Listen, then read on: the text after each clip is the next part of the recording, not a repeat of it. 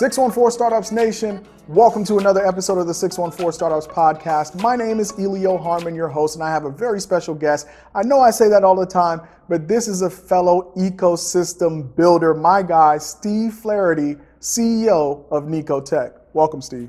Thanks. Excited to be here. All right, it's good to have you, man. Yeah. I know we connected to a mutual friend, Ski, because of the work that you do with 1 Million Cups and a lot of other things in the community.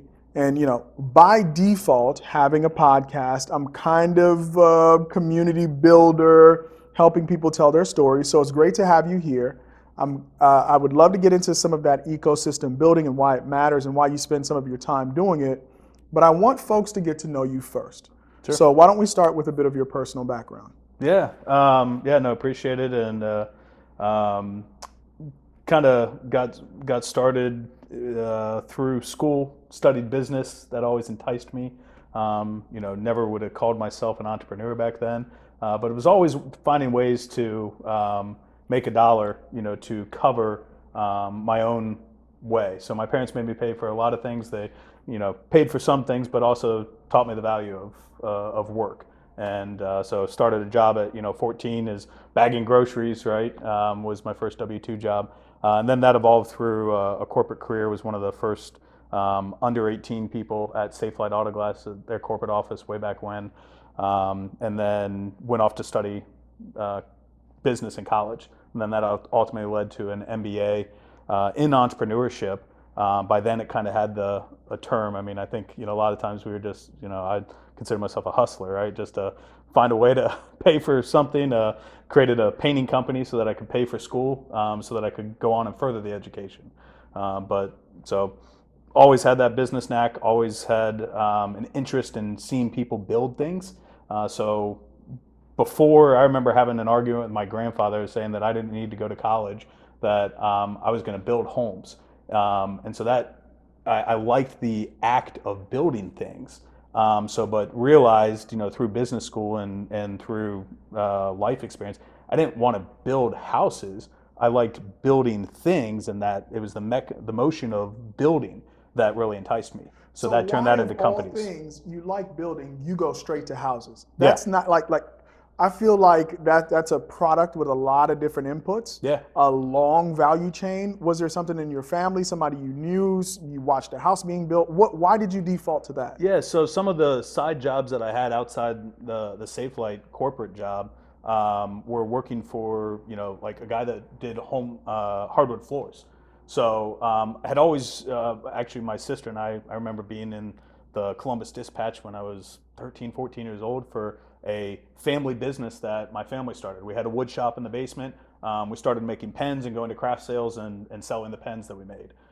So I had that, trades exposure.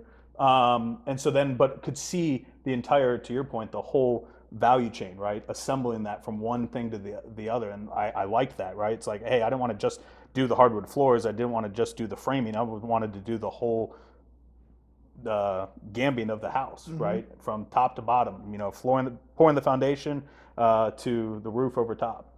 So, and it had a lot of analogy with companies, right? And so it's like, that's where I realized that, like, okay, it's not about pouring the concrete walls, of the basement. That's the core foundation of a business, just the way it's the core foundation of a house. You can't build a house on sand, can't build a company without, backing or foundation or that start.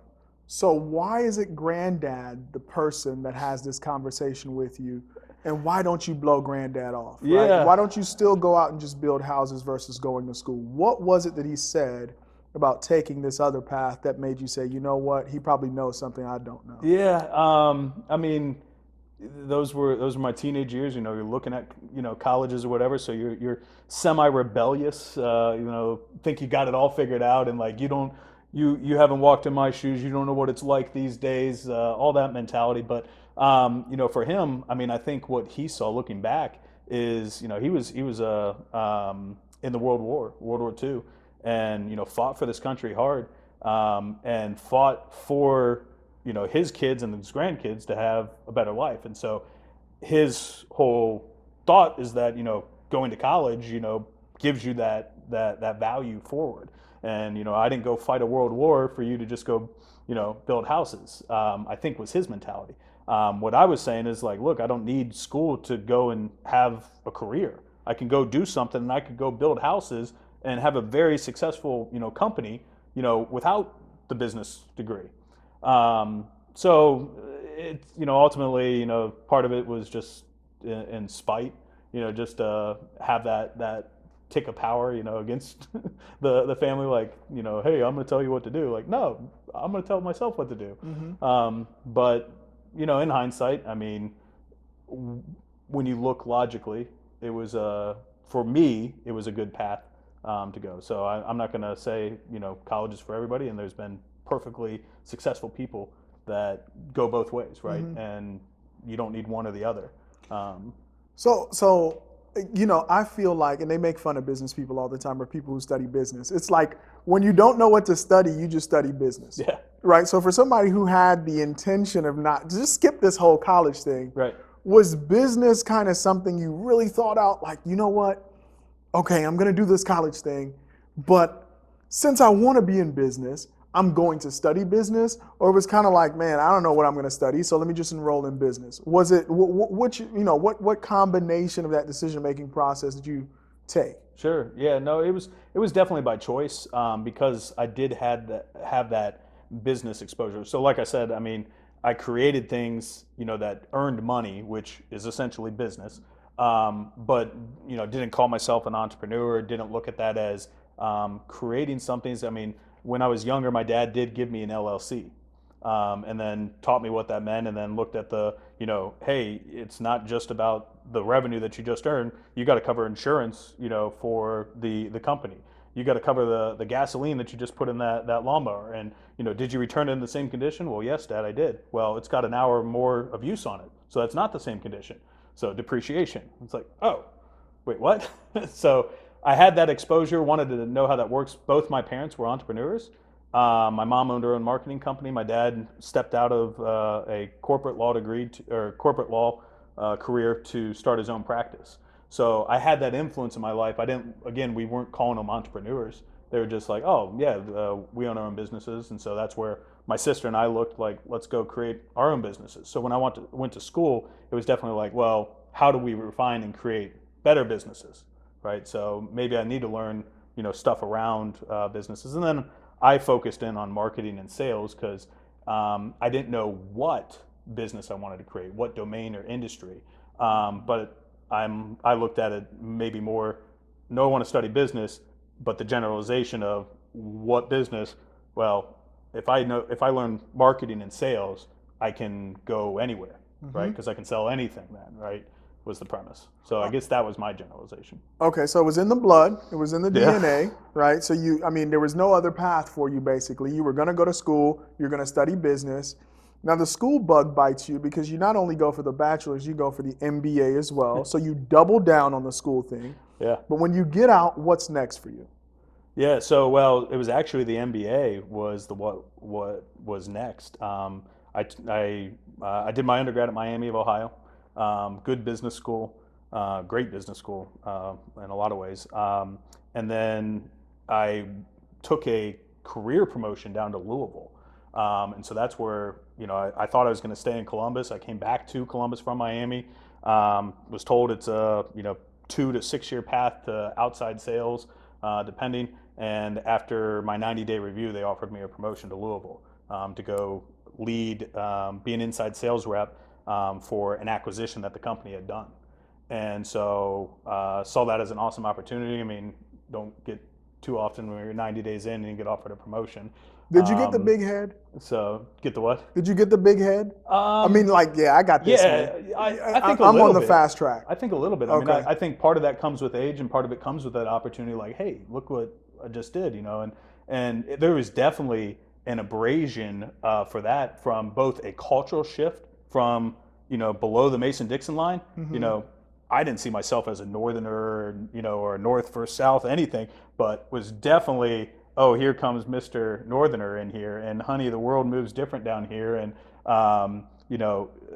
I had gone through a corporate and value training, And so I'm coming in, and it's like I'm coming in with a clipboard of like, this is how we do it. I'm down here because we acquired this company, and they're not up to our company standards yet, and so I'm here to help assimilate them in. Well, that's a horrible approach. And so I definitely had that chip, that young, cocky chipset, which was not malice or intentional in my mind, but looking back, the way I rubbed off, it's like, holy crap, what were we thinking? And that's the holy grail in business. Most people feel like as soon as I join a company, I want to make an immediate impact, which is great. But sometimes that's a negative, right? When you find success too quickly and in some cases too soon, you're not mature enough to handle it, one, but two, really figure out what that success means in the grand scheme of the total culture of the company. So you go down to Louisville, you rub a few people wrong. What are some lessons that you learned there to kind of get back your footing? Because I know sometimes that's off-putting, right? You're like, hey, I'm doing what I'm supposed to do, but it's not working. You're getting I'm pushed excelling back. Through the corporate ladder, through, it's a win, right? On the checklist of life, it's like, okay, like, man, got offered a promotion, 90 days in. This is awesome. This is a chance to go, scale quickly. I guess, it was through conversations with people there and evolving, and then realizing that, they were, testing me in ways. I had one good buddy down there that's still a good friend, probably one of my better friends, today. He just, it rubbed off on him, the business creation side. So he's actually just started his own acquired a company and is growing it, which is awesome to see. But back then we butted heads, and it was just this push-pull, right? And so you got to realize the cliches are true, 2 ears, 1 mouth.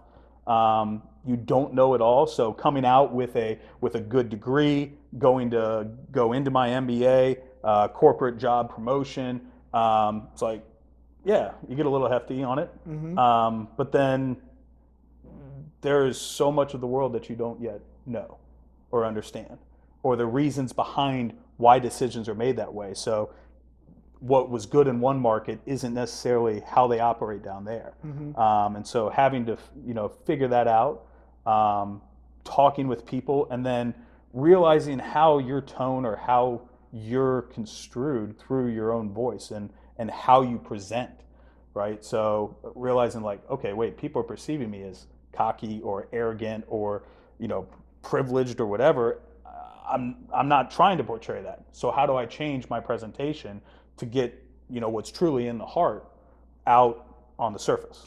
At the end of the day, it's all about team. Sure. Right? And you could be as successful as an individual, but the more you succeed, the more you're going to be put in a position to help other people succeed. Yeah. A lot of times as you rise in the rank, you'll do less of the work and more of the team building to help other people do their jobs well. So I want you to hold that thought, man. Very important lesson to learn early in your career. We're going to pivot a little bit when we come back because we're going to talk about necoTech. Okay. All right? So we're going to pause for a quick moment for a word from our sponsors. We'll be right back. All right, this conversation is being brought to you by our friends over at Rev1. Rev1's mission is to help entrepreneurs build great companies. As you navigate the waters of business entrepreneurship, you don't have to go it alone. A strategic partnership with Rev1 connects innovators to the talent, customers, space, and funding you need when you need it. Get started with Rev1's Startup Studio by visiting www.rev1ventures.com to learn more. Again, that's rev1ventures.com. And support also comes from our friends at Nationwide. Nationwide's mission is to protect people, businesses, and futures with extraordinary care. To help fulfill that mission, Nationwide is looking to invest its $350 million venture capital investment fund in insurtechs that will help them create new and exciting products and solutions to meet the needs of their customers. If you're interested in partnering with Nationwide's venture capital team, visit nationwideventures.com to learn more. Nationwide is on your side. So we're back with Steve Flaherty, CEO of necoTech. Thank you guys so much for hanging with us through the break. So Steve, next up for you, I know you're kind of doing your corporate thing. but somewhere in your DNA, it's probably telling you, hey, this was not the plan. We're supposed to be building houses. We're supposed to be owning stuff, right? You got the LLC when you were a kid. You know what depreciation is. Hey, what's this big line getting taken out of my check every W-2 taxes and all of that good stuff? So when do you decide, hey, kind of cut my teeth here, it's time for me to strike it on my own? Yeah, so it actually came through hobby. So I learned to skate when I was 20 months old down at Miami of Ohio, where my parents had both gone, and then ended up playing hockey, through school, off and on. Played football as well, and there was a rink that was one of my contingencies to move to Louisville. Is they had to have an ice rink because I needed some output, and I started working at nights there. So I always have had two revenue streams since I think I was 14. And so started working there, and then I started playing there. And there was a bunch of guys from the University of Louisville that were playing hockey. And then after playing with them, they played for the club team. They're like, man, you should come, play for the club team. And I'm like, okay, well, what's that take? How many classes do I got to take to do it? So I looked at it, and then ultimately that led me to Louisville's entrepreneurship MBA. And it's like, well, if I'm going to take 6 credit hours, I might as well do it for the MBA. I always said that I wanted to go back and get my MBA after going through undergrad. Why not now? And try to get the company to pay for it, which that did not work out with that new acquisition company. They didn't have that corporate policy yet, even though I could have gotten it for free in Columbus. So that was a little chip, against the grain. But at the same time, it exposed me to the entrepreneurship MBA. And in there, we got the opportunity as students to create our own companies and actually represent the university on the venture pitch competition circuit. And so that's where that, okay, here's a path to actually build something that's real, right? And that's, beyond just a lifestyle business, right? And so I started looking at that separation between lifestyle business and full-scale startup world-class company. Mm-hmm. Yeah, so just a shout out to a previous guest. Same thing happened with Nate DeMars of Pursuit, right? Mm-hmm. The suit company here. Nate, big shout out to you, man. You keep me looking good. I got to come back and see you and get another suit. So what was your business that you started? And I mean, did you actually launch it? Did you go out and get customers? Or how far did you get with that idea? Yeah, so it was actually Niko. So we actually found the premise of what has become necoTech in our MBA. So we did idea generation, looked at all of our problem solves. We all had to come up with our own things that through our own lenses of what we perceived in the world as problems, and then a solution and how that could be a business. And ultimately, we got put in groups, and one of our group members had a relationship to a technology that was recycling plastics into asphalt. And so that was where we started. We evolved it to where it was actually a recycled plastic resin because it was a much sexier business. So because plastic and asphalt, nobody was talking about it in 2008, 2009. They were doing it in some places of the world, but it was like, but why? Like, that sounds cool, but why, right? It's like, well, we have this huge plastic crisis, but the market wasn't there yet. The world didn't know we had a plastic crisis, or they didn't want to admit that we had a plastic crisis, at least here in the United States, right? Because we're shipping off all of our stuff all over. So we looked at it and get a little of that mentality, like, well, how can we build it bigger? It's like, well, plastic is everywhere, plastic products. So what if we made the building blocks of plastic products with recycled materials? The sustainability, social, economic, and eco-friendly stuff was coming up, but it wasn't fully here yet. And so it's still considered very much a trend, but we thought it was trending in the right direction. And so we launched with that, flipped the formula, and then we always would kind of present midway through our presentation, but wait, there's more. This product has also been done for plastic and asphalt. Now, okay, so I feel like a grown-up because I finally got I signed up for like a recycling bin that gets, so I'm like recycling my stuff. So I assume that when I put it in there, it actually gets recycled. But you're an insider, right? does my stuff get recycled, or am I just doing like some kind of psychological, like feel better about yourself, you're helping the world? Because I'm guessing a lot of people think that Sure. I put it in the bin, so this is happening. Give us the ugly behind the scenes of what happens if it goes in the recyclables or it doesn't. What actually happens to our plastic? Yeah. So it is good intention. Recycling does work. However, it does have its problems. And just because you put it in the bin does not mean that it gets recycled. And a lot of times there's things that we put in the bin that simply our system that we're utilizing now is not designed to recycle that item. And if it's not a number one or number two, so plastic bottles, yes, shampoo, detergent bottles, all those, yes, high commodities, those do mainly get recovered. But so recently we've seen strides from national organizations like, so our yogurt cups, our cream cheese, our I can't believe it's not butter containers, all those used to not get recycled. Now there's places in the country that they do, but still nowhere near the recovery rate. So of all the plastics we've ever produced, we've only recycled about 9%. Okay. So I've this whole time I've been assuming that a vast majority of that gets recycled. For what doesn't get recycled, you said that it gets shipped off. So in addition to all the other problems that we outsource, you're saying we're outsourcing our plastic problem elsewhere, but it feels like that problem isn't like out there somewhere. It's coming back to haunt us, right? So what happens with that other 91%? And in what ways is it coming back to haunt us? And how does necoTech think about the 9% that we do recycle and the other 91% that we don't? Sure. So it used to be that we did ship off almost 70% of all of our waste plastics to other countries.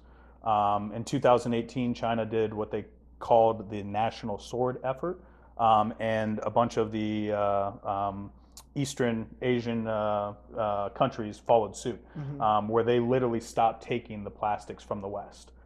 So that's where we said in 2008, we've got this big plastic crisis. 10 years later, the market's there, and all of a sudden, we have this big plastic crisis, right? But okay, so I'm watching the news, okay? And I hear none of this, right? I guess maybe it's uninteresting to like breaking news, like boat with 30 million metric tons of plastic gets turned around in the Atlantic because the law passes on that. Nobody reports on that, right? Yeah. So 2018, I'm guessing this is an insider thing.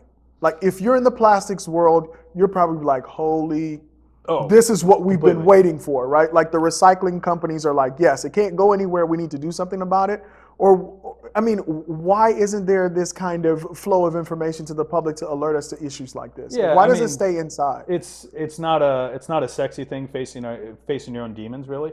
So I mean, I think that's part of it, but what does get reported is the plastics filling up the beaches, the straws going up the sea turtles' noses, the fact that there will be more plastic than fish in the ocean by weight by 2050, right? So we're starting to see that socially conscious mentality behind brand decisions and brand making. So Coca-Cola, Pepsi, Nestle, all the big polluters out there are making conservative efforts now where they're advertising the recycled content in their mixes. So we're starting to see that, but the actual impact of it was actually very harmful on the recycling industry, because all those, even though they were shipping it overseas and it was low grade plastics for us, the countries were still paying us to take it.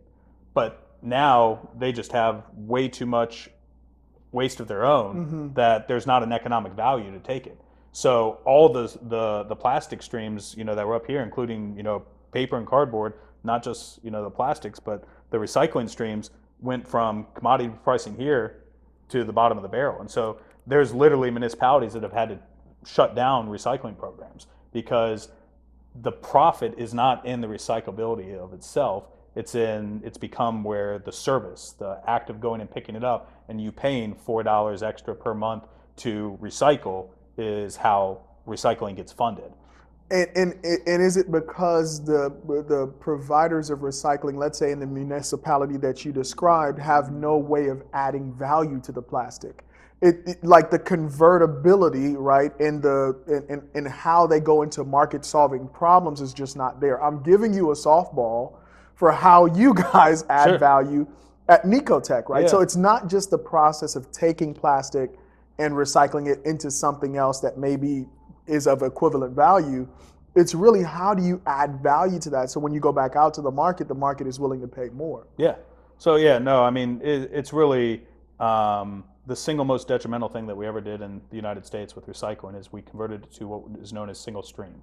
Meaning we took away, if you remember when recycling started in its infancy, which I do remember this, and this is probably why plastics recycling, stuck with me, is my uncle was mayor of our community, and we worked with Rumpke back in the day to implement a recycling program in Westerville, Ohio. And I remember I took over our recycling bin and said, okay, here's what you can put in here. Paper goes in this one, glass goes in this, and only the recyclable or only the plastics with the number 1 and the number 2 can go in the bin. Everything else, went away.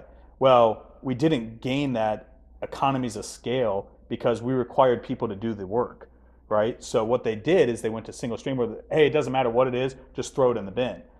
That had a negative impact in the fact that it's called wishcycling. So it's like, I don't know what to do with this, but I feel bad throwing it in the trash, so I'm going to throw it in the bin because they'll figure it out. That actually complicates the recycling process.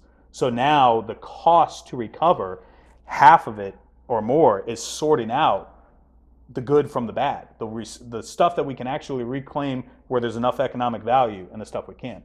So what at Niko we've looked at is, well, what if we could divert the entire waste stream and turn it into reusables, clean it in a much more efficient way, and convert it to actual end market upcycling and recycling to the commodity market as well. All right, so that's the problem, right? What is it called? Wishcycling. Wishcycling. Yeah, we wish it could be recycled. Correct. So we'll throw it in the bin. In mass.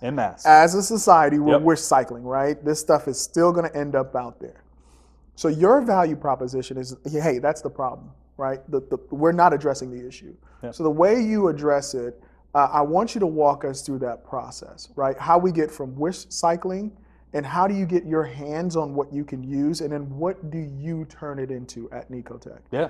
So, well, it all started, again, in the MBA with the plastics and asphalt, right? So, because if you're going to recover material, you've got to have an end market to put it in.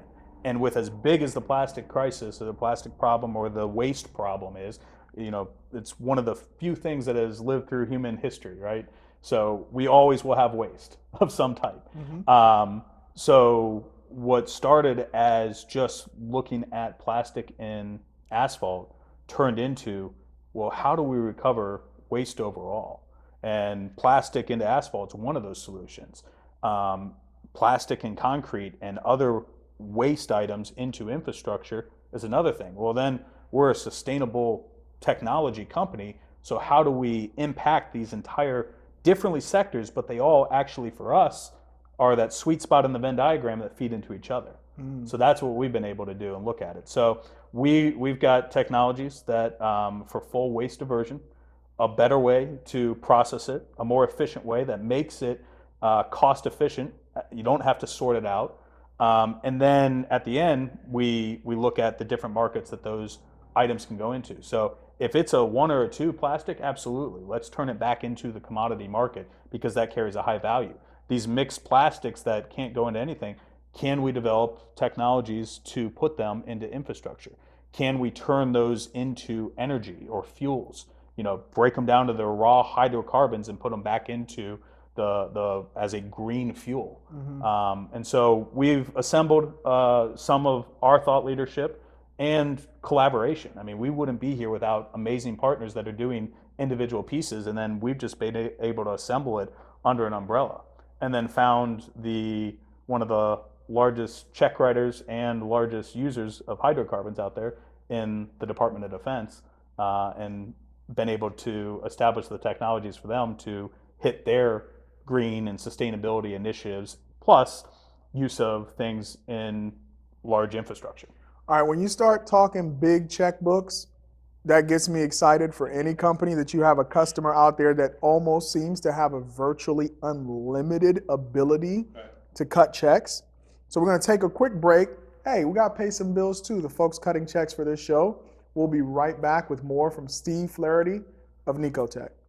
All right, this conversation is being brought to you by our friends at Vaunt. All right, guys, let's all be honest with ourselves. How many times have you needed to get an oil change, clean your car, get a tire rotation, and you put it off for weeks on end? We're all guilty of it. Maybe you're coding over at Fuse, you just can't get to the garage, all right? My friends over at Vaunt set out to make delayed car care a thing of the past and created the most convenient and affordable way to care for your car.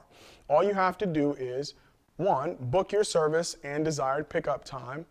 2, drop off your keys with a certified Vaunt driver who picks up your car for you. And then your car will be serviced and delivered back to you within 3 hours. That could be a detail and an oil change or other service.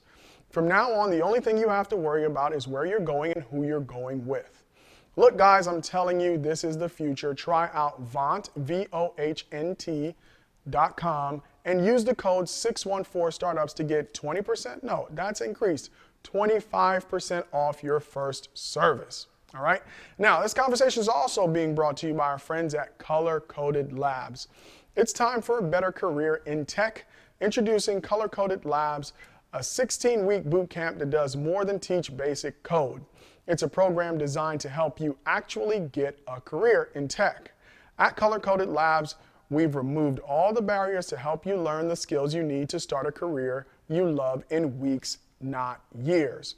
All designed for people of color by people of color. Apply now at colorcodedlabs.com. I know they're in the middle of cohort 1. Get signed up for cohort 2. I heard cohort 1 is going pretty well. Welcome back to the 614 Startups podcast. I'm continuing my conversation with Steve Flaherty, CEO of necoTech. All right, Steve, so let's get right down to brass tacks. How are you getting your plastics? Yeah. So we started, we analyzed did a bunch of testing originally back in the MBA and then further. And so we actually have partnered with the companies that are recovering some niche plastics as a launch product, right? As the minimum viable product, proof of concept. We don't have to own the big plastic recycling facility and raise millions of dollars to go build that. We can simply partner with the industry that already exists and then apply it in a unique way. So our technology resides in the reuse of that plastic into the infrastructure. And then we've expanded that out beyond that existing portfolio as we've seen opportunity. All right, so hey, listen, I'm playing the devil's advocate here. I'm acting as the audience right now, and Sure. That's because I'm genuinely curious as well. So when you say you partner with them, Are you purchasing the plastic from them? Are they? What does that look like? I mean, you're a startup, right? Yeah. I imagine that. Hey, you can't go out there just to throw down, $10 million to buy bulk plastic, right? How's the partnership work with your partners? The nice thing is the plastic waste that we're utilizing is paid for us to recycle. So it's actually a revenue stream for us right now. We don't want to build completely on that because, like all good things, it eventually goes away. People figure out that you're getting paid to take it. But that is a model, and then we've built that into our next stretch goal, whatever, of recovering waste. So if you get paid to take the waste, which is industry standard, and you can actually recover it into reusable materials, now you've got dual revenue streams.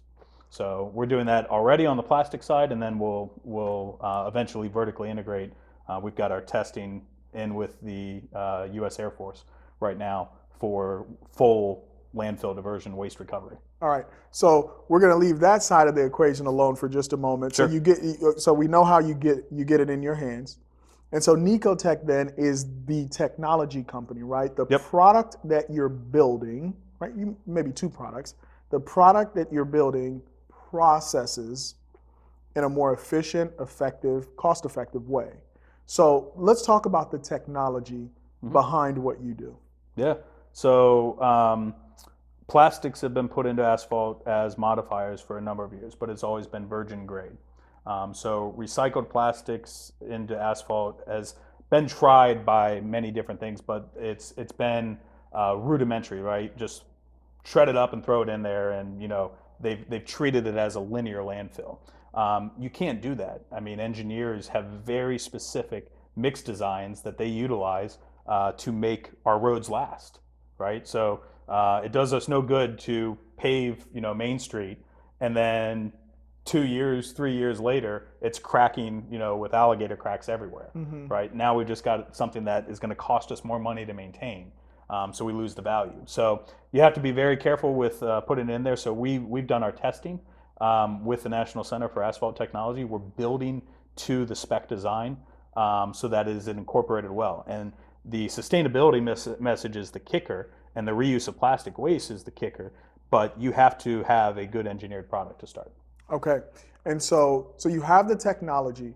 Do you license out the technology? Do you sell the system? Let's talk about that as kind of income stream number one. Sure. How are you looking at the technology? Are you monetizing it, licensing it, selling it? What are you doing with the tech? Yeah, so it's kind of all of the above in a way. So the beautiful thing is what the way we're looking at it is, one, we've got the DoD, right? So they're very interested in it. They're willing to pay just to pilot and prototype, right? Because they don't want to put it in and just say, oh yeah, all of our runways are going to be made with plastic waste now.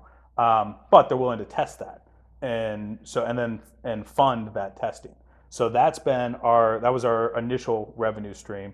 So we've won 3 Air Force AFWERX contracts to date, and those are phased testings that are a 90-day performance period, 60-day gap stop to a phase 2, and then a 15-month performance period. So we're in the middle of the first one of those. We're about to roll 2 more over to those, and those are equatable to $800,000 per contract. So it's a way to build non-dilutively. There's no equity. There's no investment expected on that, other than they want to test that waste or test our solutions. What we've done on the non-military side, because that ultimately has to be the bigger market, is look at those revenue angles. So we're actually looking at, we've stood up our own paving operation through subcontractors and partners, where we will actually go out and pave just with sustainable pavement to start. And then once we get the okay to put our plastic in pavement from our testing and the approvals of the engineers, then we've already got a warm market to introduce it to. Then we know how it interacts. We know how the contractors work with it on a daily basis. And then that becomes the licensing to scale beyond our geographic footprint of what we can do. All right. So you have a lot of options here. Yes. Right.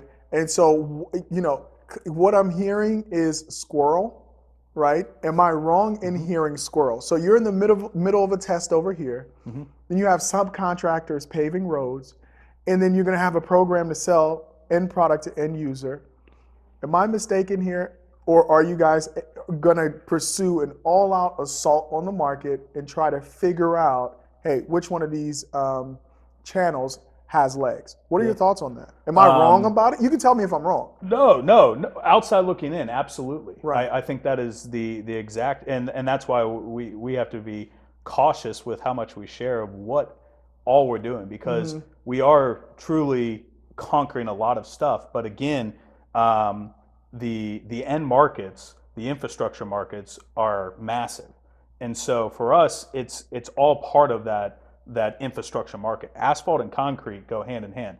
Asphalt guys don't necessarily like concrete guys, and vice versa. But a lot of them are vertically integrated companies, and these are multinational, corporations.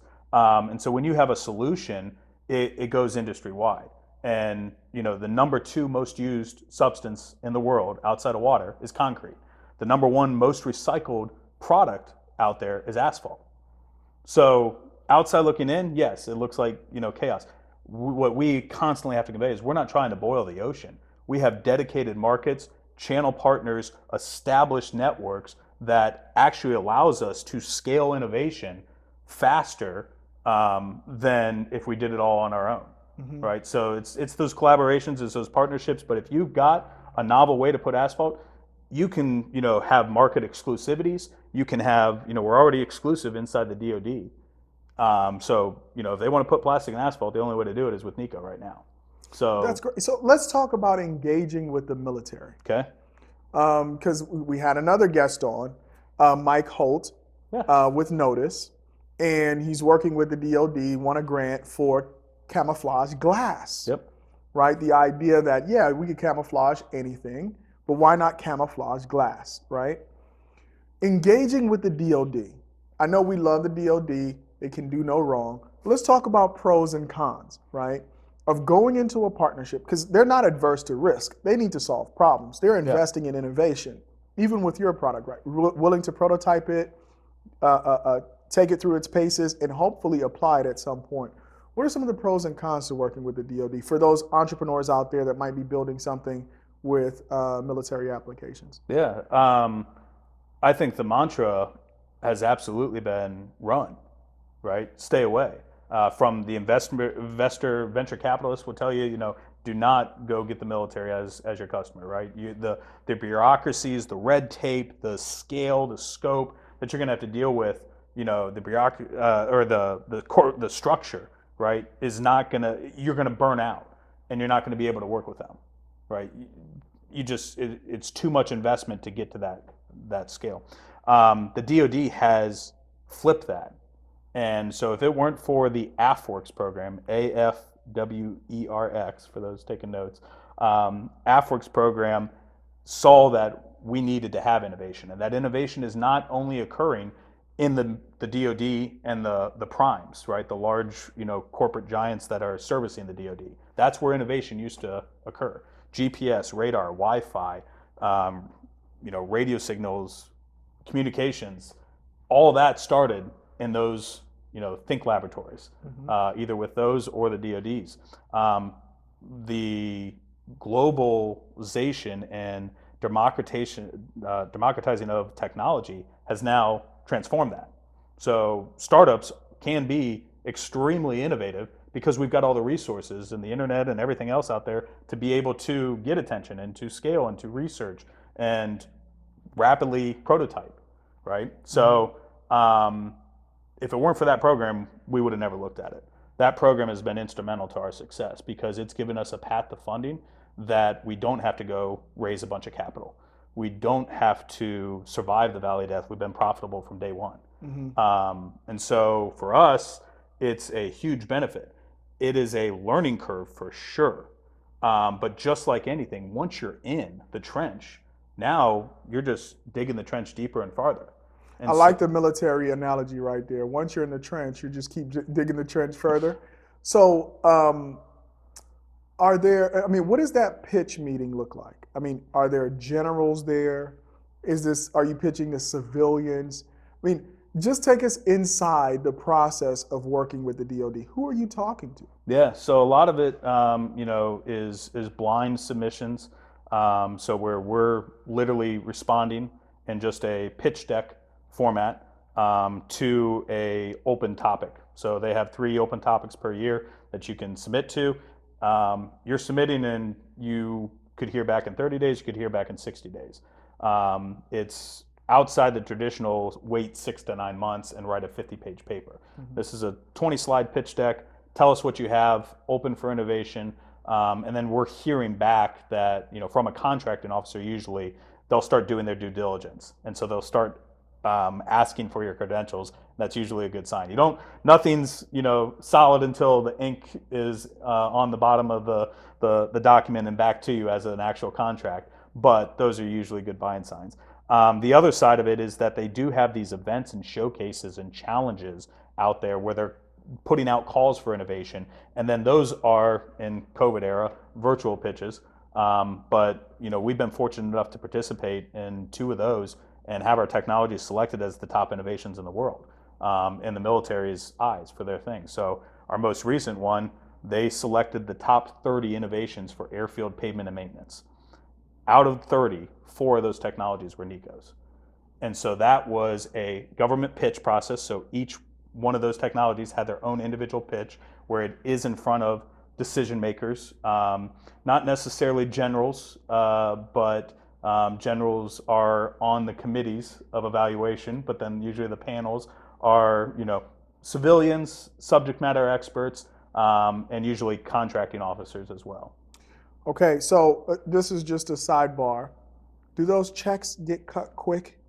I mean, like, how long from contract? Because that's part of the issue, right? You're like, I got the grant. Okay, how long do I have to wait for the check? Is it like DoD likes it? Let's go, check in the mail. Yeah, so the nice thing with the AFWERX program is that they have set them up as revenue contracts as opposed to grants. So all the ties that come with grants go out the window. So the latency and the, if you want that, turn in this 20-page of explanation of why you've completed the milestone and all that goes out the window. You still have milestones, but I mean, I've gotten checks as fast as 6 days and as long as, I think 32 was the longest. And that was because of a clerical error on their end that they didn't realize that they had approved it. But they're fast to trot with the check to the bank. So I like it. Unlimited checkbook, and they cut the checks fast. I like that. So we got the DoD, right? You're getting some cash there. Yep. Not going to dilute you. You got customers, right, on the paving side that you're working with. You have two ginormous industries, right, that you have applications in, the concrete and asphalt. Roads are getting fixed. Things are getting built all the time. Let's talk about next steps. Yeah. Right. You've kind of positioned yourself for at least the next 15 months with what you're doing with the DoD. What are the next steps for necoTech? What are you thinking about? So, well, what we've done this last year is, we started, the original name of the company in the MBA and everything was Niko Plastics. And as I've said, we've kind of evolved it past that. So necoTech was created, so it's like, hey, well, let me break down Niko. So Niko stands for neo, or new or innovative, and then eco is eco-friendly. So it's innovative eco-friendliness is what the name stood for. Tech is obviously, just technology, so it's like, okay, innovative eco-friendly technologies. That's what we saw ourselves as. As we've evolved, we've realized that we can see all this market, and interject it completely as one. But to the outside world, to your earlier point, with squirrel and everything else, is we do have these distinct categories, right? So we've established what we call Niko brands as the overall umbrella. It's not going to be the name that you necessarily see out there, but it is the corporate structure that we're under. And then Niko Pave, necoCrete for concrete, Niko Waste for waste solutions, and then Niko Plastics for the plastic recycling solutions are all individual subsidiaries underneath there. And so it's the collection of technologies, and for us, they all intertwine. So Niko Waste is the kind of the pyramid that's where it starts, and then it breaks down into this stuff can go into concrete, this stuff can go into asphalt, this can be plastic recovered, this can be fuels and energy, right? So it gives us the collection of technologies that all feed into that pinnacle. So for us, it's now going. We've got 4 technologies in with the U.S. Air Force and the DoD. We're spreading out to the Navy and the Army. And so necoTech is that division. That is our government contracting. That's where all of our IP agreements live. We've licensed technologies from NASA, from the Army Corps of Engineers, from the U.S. Air Force Civil Engineering Center, and are commercializing those for the DoD, but also have merit to the outside markets. And so filling in those verticals. For us, what we've done is we're establishing lifestyle companies. So the paving operation would be a very hardy lifestyle business for someone. That becomes our test bed for innovation. That allows us to test it in a friendly environment so that we kind of control the process and can feel it out to see what tweaks we need to make for global market acceptance. So we're setting up lifestyle businesses in each one of those verticals as innovation centers and test beds, funded by the DoD, testing over inside the DoD, and then spinning those out to the larger markets as they come out of an innovation. Listen, I can hear the marketing campaign right now. You can have the same technology used to build runways that land F-16s, Yep. paving your driveway. Yep. Right? Driveway's so nice, you could land an F-16 on it, right? Is that what I'm hearing? Yeah, All right. essentially, yeah. I mean, that's been some funny conversations with the municipalities and everything. They're like, I don't know, we get some pretty big trucks over here that make some real dents. I was like, well, we've tested it with fighter jets. Anything bigger than 35,000 psi? But no, I guess you could handle it. Listen, man, if you should just keep the DoD contract just so you could use that line in your marketing, all right? Yeah. So I'm a big marketing guy. I see what you're doing. You're building a house of brands, everyone very distinct, each one with its own identity, and each one serving a very important purpose. So we're going to take one last break, and then we're going to talk about something that my heart is in, which is ecosystem building and the work that you do to help other founders. Yeah. All right, guys, we're going to take another quick break to thank our supporters, and we'll be right back with Steve Flaherty of necoTech. This conversation is being brought to you by our friends over at Hairdrop. Hey, another startup supporting the show. I love it. Never visit the beauty supply store again. Order your beauty supplies from the Hairdrop app and have them delivered in an hour or less. I think I coined this phrase on the last partners meeting, that a hair emergency doesn't have to turn into a hair disaster, all right? Hairdrop is like DoorDash for beauty products. Get your hair care, grooming tools, hair extensions, and more when you need them to ensure you look and feel your best at all times. Available for download from both the Apple and Google Play stores. Get a beauty supply store in your pocket by visiting hairdrop.app and have your beauty delivered today. All right, and then finally from our friends over at Book & Street. Book & Street provides finance and accounting solutions for startups in the Midwest and beyond. From strategic financial support to bookkeeping and everything in between, they've got your back office covered. Let their experienced team of finance and accounting professionals help your startup get it right from the start. Learn more at bookandstreet.com and set up your free 30-minute consultation with their team today. We're back to continue our conversation with Steve Flaherty, CEO of necoTech. All right, Steve.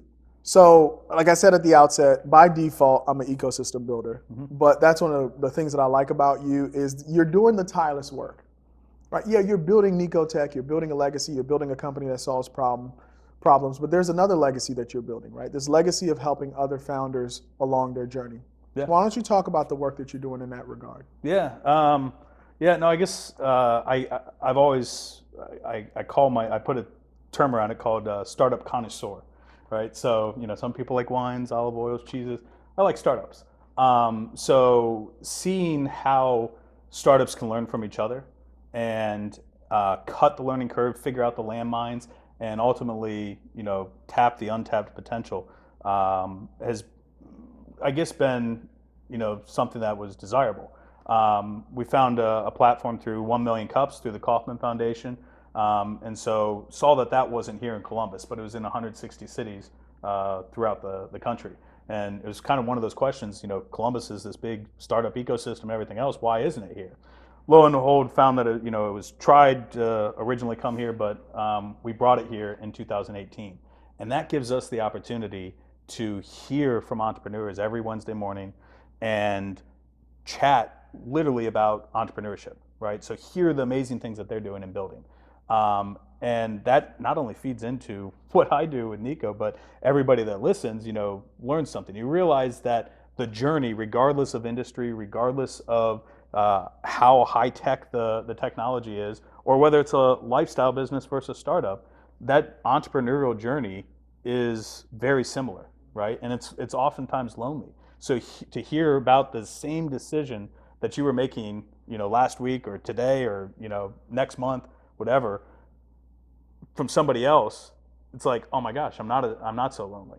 So we've seen that in applied through practice, and so it's been an amazing thing. Like I'm just a facilitator, that helps the community find resources and tools and stories, for their own success. So I feel very gracious to be in that position, just to share, on the platform. It's very similar, to this, right? Mm-hmm. So I'm being able to hear those one-on-one conversations.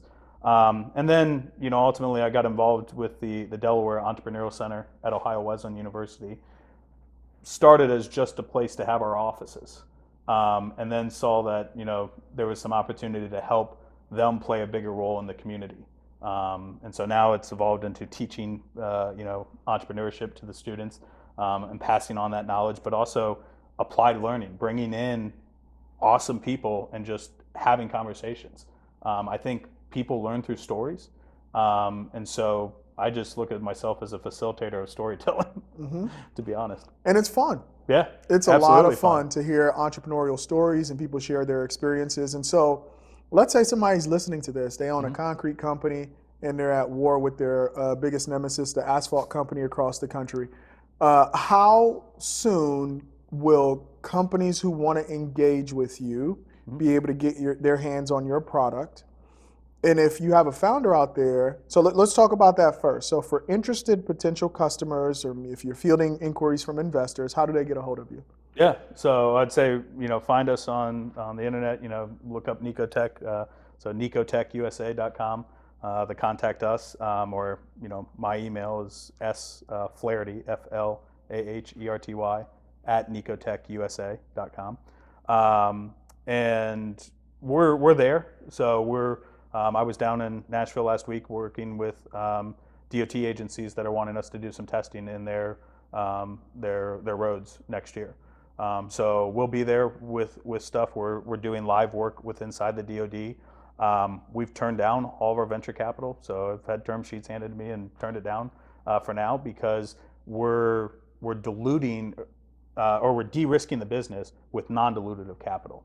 And part of that's become a personal mission now to show other founders that it's possible, right? How you can overcome those hurdles and accomplish things without having to have all the cards fall your way, right? So there is non-dilutive capital out there to grab. It might be a little bit different, but it's absolutely powerful. I've helped a couple other Columbus startups get that non-dilutive capital through the AFWERX program, which has been cool. So, and then we've set up a whole ecosystem at Ohio Wesleyan for facilitating that as a partner school on these military proposals. That's great. That's great. And then for Million Cups, yep. If somebody wants to join, if they want to get information on how to come on the webinar or the Zoom link or whatever, how do people become members or participants in 1 Million Cups? Sure. So they simply go to 1 Million Cups, the number 1, millioncups.com. And it's got the information on all of what 1 Million Cups is all across the country. And then if you pick Columbus, Ohio, you can apply right on there to present at a future 1MC meeting, or the link to tune into the Zoom right now, still virtual, and watch it live and participate. So, because that's the dynamic thing that sets that apart, is it's not just a typical pitch event. It's literally a presentation. But then where the magic happens, as we say, is the Q&A. So because it's a community Q&A. So it's kind of cool to see what happens and who knows who, and how they can make an impact on that entrepreneurial right then and there. Well, Steve, this has been a wonderful conversation.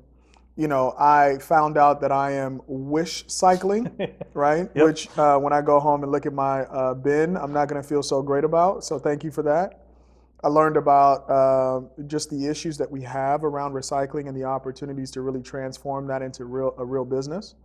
But most of all, my one takeaway from this show is actually find a customer with deep pockets, whose check's clear, and they're willing to invest in you and not dilute you. We learned that the hard way here, because as a startup, sometimes you undervalue yourself. And you try to go out and get as many customers at the rate that you think makes sense, so you lower the possibility of receiving a no. Going forward, the lessons that I learned here and the lessons that we learned the hard way, we're applying with 614 Startups. So do not be afraid to go after the big companies. In my personal opinion, for a startup, it's best to go after the 2 to 3 companies that really have a shared problem that you're solving, that are willing to pay you, but in a way invest in you, because they know when you succeed, their problem also gets solved. Thank you for joining us on another episode. Peace.